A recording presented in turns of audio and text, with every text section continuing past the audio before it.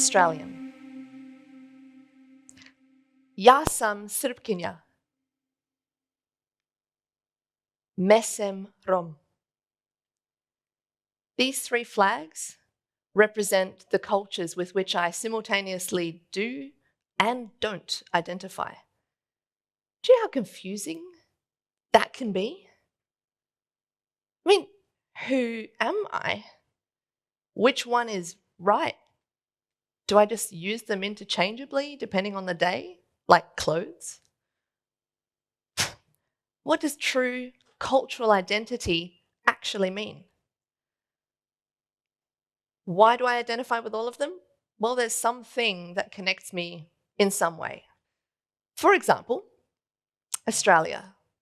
I was born here, a beautiful part of Sydney called Liverpool.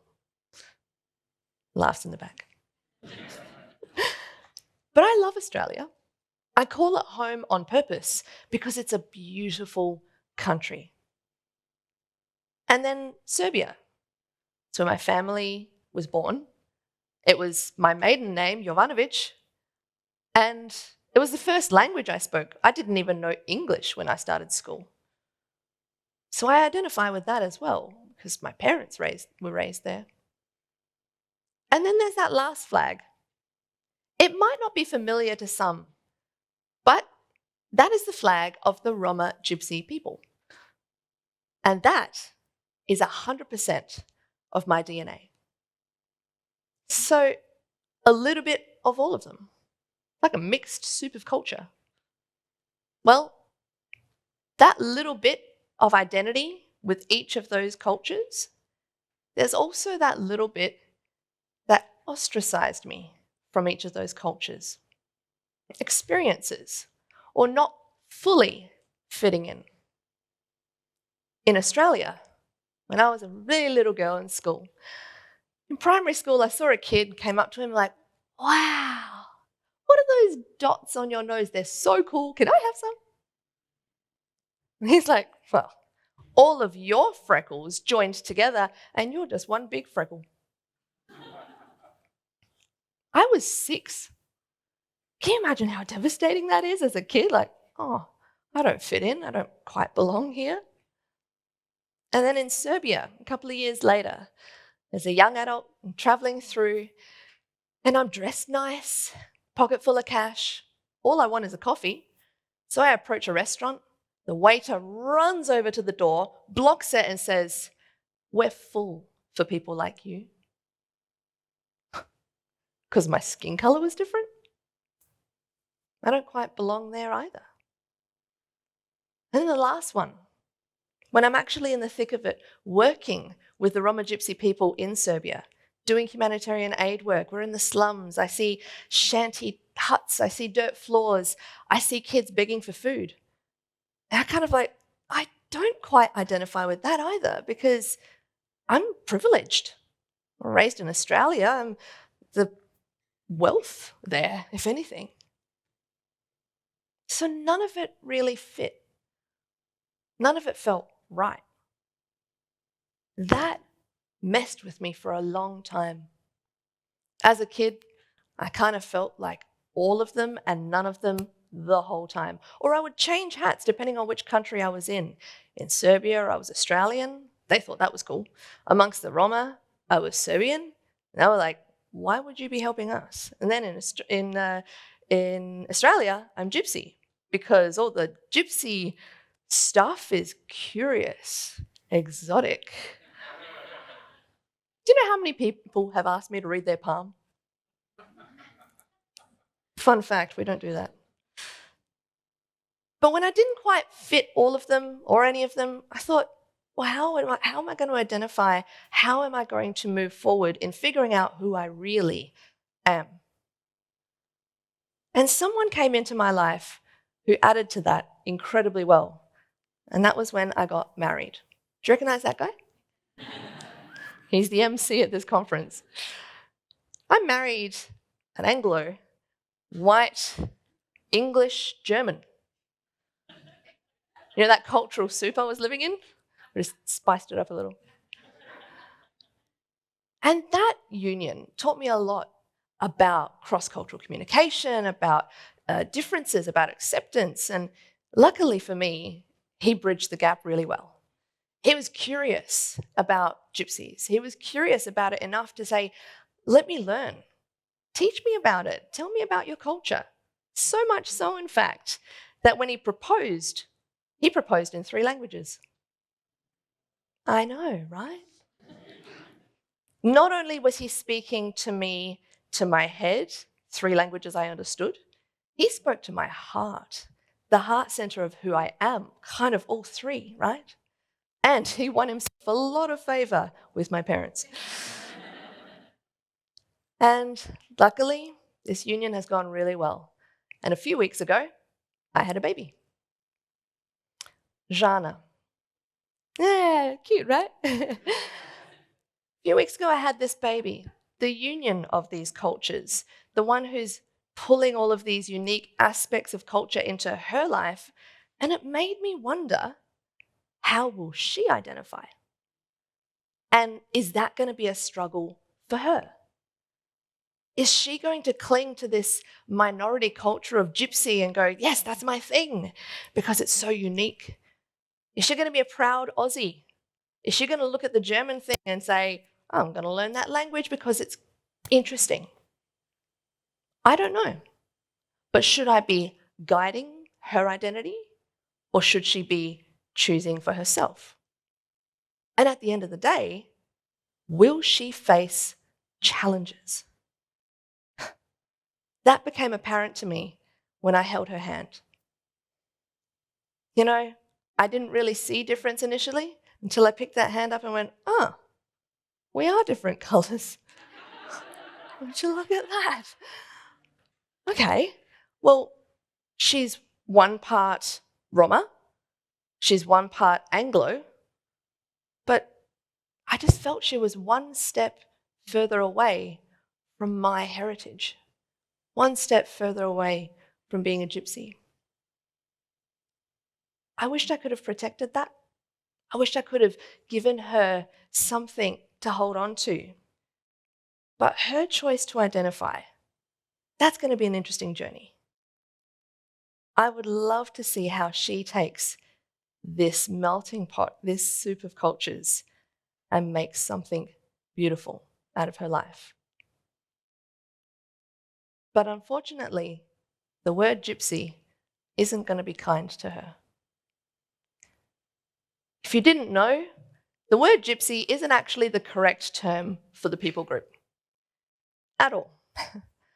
The word gypsy comes out of a misconception that we are Egyptian. Yeah. When the people left India, North India, and they were traveling around the world trying to find greener pastures to settle in, they left the Middle East and went into Europe. Due to our skin color, people thought we were Egyptian. Egyptian, Egypt, gypsy. It's kind of why we don't like the word so much. Because really, that word just says, you're not one of us. It ostracized us. It put us at arm's length. It put us in little communities where we couldn't mix with European communities well. And that was a massive gap to bridge. In fact, it even fed into common language that we might even use today. Ever heard the phrase, he gypped me? That hurts. And when that phrase is used about a people group, how about the real word be introduced? We are known as Roma. The Romani people have a beautiful culture, and the Roma people actually are known as outcasts. That's sad for me, that the coined phrase gypsy has ostracized us so much that we've become outcasts in most societies. It reminded me of when I was little, and I loved watching Disney, particularly one Disney film, because I felt I was represented by one character. And Esmeralda, she looked like me, she had the big curly hair, and she talked about a culture that was mine. But it wasn't until I got a little bit older that it really hit me. God help the outcasts, hungry from birth. Show them the mercy they don't find on earth. As a child, I finally realized, I'm like, wait, what? I'm an outcast? That also didn't feel nice. And you know what? Some who travel are lost. I'll admit. There are gypsies and Roma people all over the world who are in that situation, hungry from birth. Therefore, pickpocketing, selling trinkets on the street, living in shanty huts, wood floors, dirt floors, living a really tough life. They're getting kicked out of restaurants like I was. We're seeing kids being denied the basic of medical care because of their skin color. We've come to learn that the average life expectancy for the Roma people is 48. That's not okay. So I would love to see that outcasts can become equals. That's a massive divide. What would it take for an outcast to become equal? For all of those who are traveling, who are lost, do you think they'd like to live a better life? Do you think they'd like to be treated as an equal? Yeah, absolutely. But it takes work.